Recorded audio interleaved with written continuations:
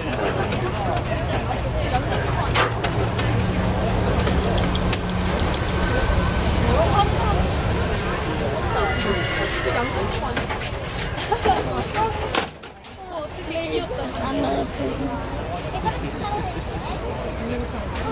everyone. Today I'm going to be blade shearing a couple of sheep for you all to see. But first, a little bit of a history of sheep in New Zealand. Sheep were first introduced by Captain Cook in 1773, and since then sheep numbers have continued to increase right through until the 1970s, when there are approximately 70 million sheep in New Zealand. There are now only about 35 million sheep in New Zealand due to the dairy boom, and they're becoming far more cows. Now, back before the 1880s, all sheep had to be shorn with blade shears, which are essentially a very large pair of scissors. Now that's because they didn't have electricity, and then they came up with machine shears like this. In 1888 the first machines were brought to New Zealand, and by the 1920s machine shearing had taken over as a predominant form of shearing. Today there are still approximately 500,000 sheep shorn in New Zealand with blade shears because it leaves a little bit more wool on the sheep. I'm now going to shear this sheep and demonstrate how sheep were all shorn back before the 1880s.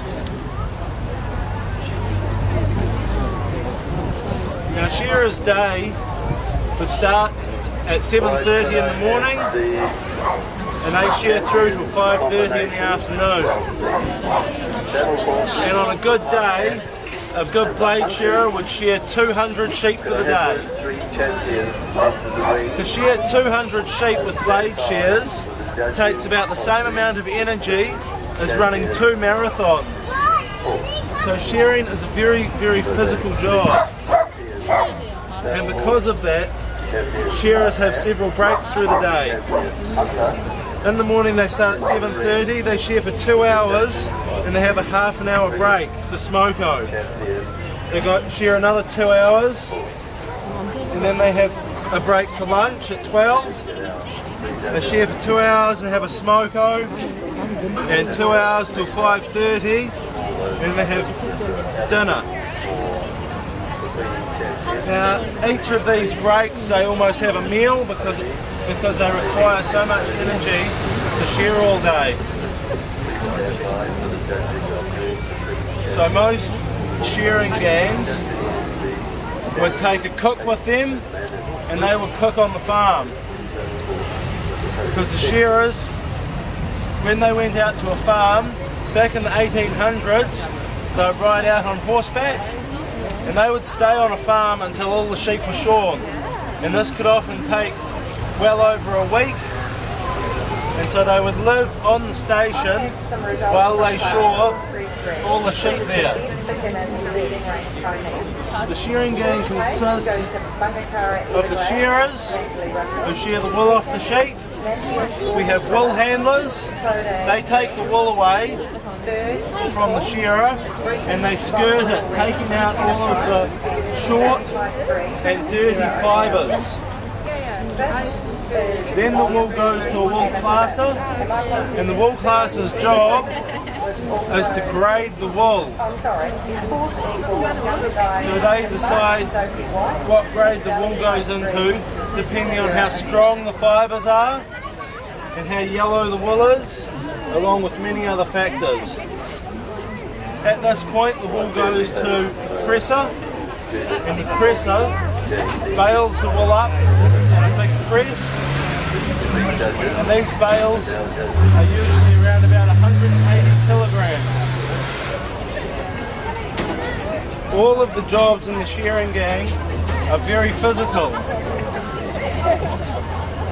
The classer is the only person in the shed that is not constantly lifting and throwing and moving objects around, but they have a far more technical job.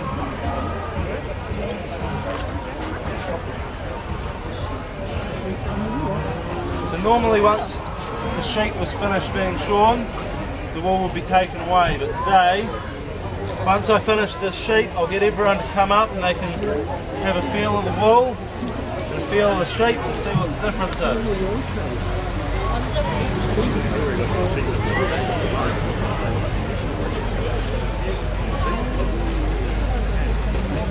So if you'd like to come up and feel the sheep.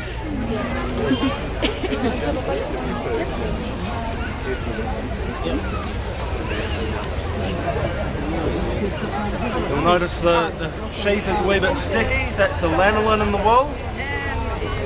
That helps to push the water away from the skin to keep the sheep warmer. Lanolin is used in a lot of cosmetic products. It's very good for anti-aging creams and moisturisers.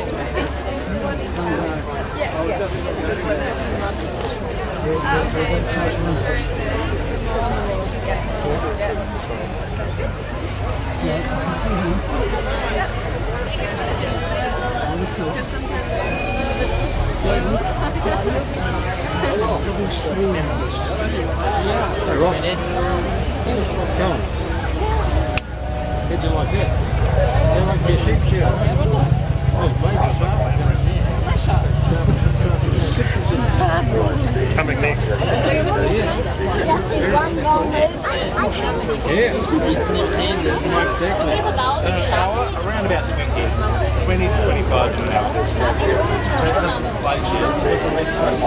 I'm not really thank you